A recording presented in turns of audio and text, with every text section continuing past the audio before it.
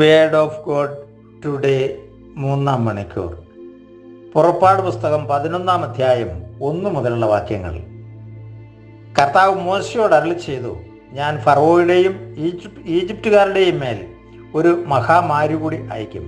അപ്പോൾ അവൻ നിങ്ങളെ പോകാൻ അനുവദിക്കും, അല്ല നിങ്ങളെ ബഹിഷ്കരിക്കുക തന്നെ ചെയ്യും. ഈജിപ്തുകാർ ഇസ്രായേൽക്കാരെ ബഹുമാനിക്കാൻ കർത്താവ് ഇടയാക്കി. ഫറവോയുടെ സേവകരും ജനങ്ങളും മോശയെ ഈജിപ്തിലെ ഒരു മഹാപുരുഷനായി കരുതി.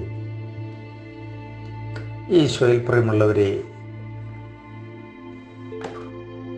ഇത്രയും നാളും അടിമകളായി നിന്ദിതരായി അവഹേളിച്ചിരുന്ന ഇസ്രായേൽ ജനത്തെ ബഹുമാനിക്കാൻ തക്കവണ്ണം ദൈവത്തിൻ്റെ ഇടപെടലുകൾ ഉണ്ടാകുന്നത് നമുക്കിവിടെ കാണാം.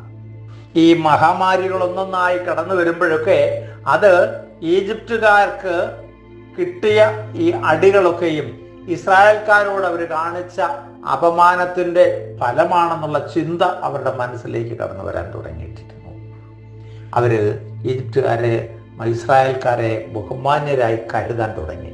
ഇത് നമ്മൾ കേൾക്കുമ്പം ഒരു കാര്യം നമ്മുടെ മനസ്സിലേക്ക് കടന്നു വരുന്നുണ്ട്. അതായത് സങ്കീർത്തനം 40-ാം അധ്യായം നമുക്കിങ്ങനെ കാണാൻ സാധിക്കും. ദാവീദിന്റെ ഒരു കീർത്തനമാണ്. അതിൻ്റെ 1 മുതലുള്ള വാക്യങ്ങളിൽ 1ഉം 2ഉം വാക്യം: ഞാൻ ക്ഷമാപൂർവം കർത്താവിനെ കാത്തിരുന്നു, അവിടുന്ന് ചെവിചായ്ച്ചു എൻ്റെ നിലവിളി കേട്ടു. ഭീകരമായ ഗർത്തത്തിൽ നിന്നും കുഴഞ്ഞ ചേറ്റിൽ നിന്നും അവിടുന്ന് എന്നെ കരകയറ്റി.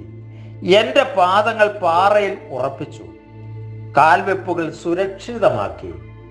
അവിടുന്ന് ഒരു പുതിയ ഗാനം എൻ്റെ അധരങ്ങളിൽ നിക്ഷേപിച്ചു, നമ്മുടെ ദൈവത്തിന് ഒരു സ്തോത്രഗീതം. പലരും കണ്ട് ഭയപ്പെടുകയും കർത്താവിൽ ശരണം വെക്കുകയും ചെയ്യും. പ്രിയമുള്ളവരെ, വളരെ വ്യക്തമായിട്ട് ഇവിടെ ദൈവം തരുന്ന മെസ്സേജാണ്. ദൈവം നമുക്ക് നമ്മുടെ ജീവിതത്തിൽ ഒന്നിനു പുറകെ ഒന്നായിട്ട് പ്രതിസന്ധികൾ ഉണ്ടാകുകയും എല്ലാവരാലും അവഗണിക്കപ്പെടുകയും നിന്ദിക്കപ്പെടുകയും പരിഹസിക്കപ്പെടുകയും ചെയ്യുന്നു.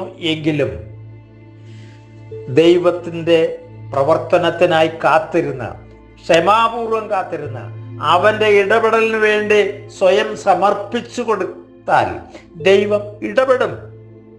വളരെ വ്യക്തമായിട്ട് ഇവിടെ പറയുക, ഞാൻ ക്ഷമാപൂർവം കർത്താവിനെ കാത്തിരുന്നു. ദാവീദ് തൻ്റെ ജീവിതാനുഭവത്തിൽ നിന്ന് കുറിച്ചിരിക്കുന്നതാ. ഞാൻ ക്ഷമാപൂർവം കർത്താവിനെ കാത്തിരുന്നു, അവിടുന്ന് ചെവി ചായ്ച്ചു എൻ്റെ നിലവിളി കേട്ടു. ഇസ്രായേൽ മക്കളുടെയും നിലവിളി കേട്ട ദൈവം. പ്രിയമുള്ളവരെ, 2-ാം വാക്യം പറയുന്നു, ഭീകരമായ ഗർത്തത്തിൽ നിന്നും കുഴഞ്ഞ ചേറ്റിൽ നിന്നും അവിടുന്ന് എന്നെ കരകയറ്റി. എൻ്റെ പാദങ്ങൾ പാറയിൽ ഉറപ്പിച്ചു, കാൽവെപ്പുകൾ സുരക്ഷിതമാക്കി. അവിടുന്ന് ഒരു പുതിയ ഗാനം എൻ്റെ അധരങ്ങളിൽ നിക്ഷേപിച്ചു, നമ്മുടെ ദൈവത്തിന് ഒരു സ്തോത്രഗീതം. പലരും കണ്ട് ഭയപ്പെടുകയും കർത്താവിൽ ശരണം വെക്കുകയും ചെയ്യും.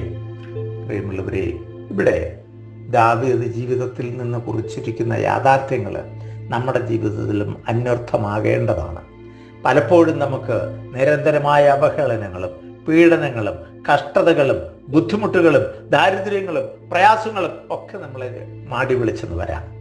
എന്നാൽ ദാവീദിനെ പോലെ ക്ഷമചിത്തതയുള്ളവനായി കർത്താവിന് വേണ്ടി കാത്തിരുന്നാൽ ദൈവം ഇടപെടും എന്ന് ഉറപ്പാവുകയാണ്. ഈജിപ്തുകാരുടെ പീഡനങ്ങൾ കാരണം ഇസ്രായേൽക്കാർ ദൈവസന്നിധിയിൽ നിലവിളിച്ചു. അവർക്ക് പ്രതികരിക്കാൻ വഴിയില്ലാതെ അവരതിന് കീഴ്പ്പെട്ട് അടങ്ങിയിരുന്നു. എന്നാൽ ദിനംതോറും അവർ അടിമകളായി അവർ കണ്ടവരെ പീഡിപ്പിക്കാനും ബുദ്ധിമുട്ടിക്കാനും തുടങ്ങിയെങ്കിലും അവരുടെ നിലവിളി ദൈവം കേട്ടു. അവരെ അവിടെ നിന്ന് മോചിപ്പിക്കാനിടയാക്കി. യഹോവയാകുന്ന പാറമേൽ ചവിട്ടി മുന്നോട്ട് പോകാനുള്ള കരുത്ത് അവർക്ക് കൊടുക്കുകയാണ്.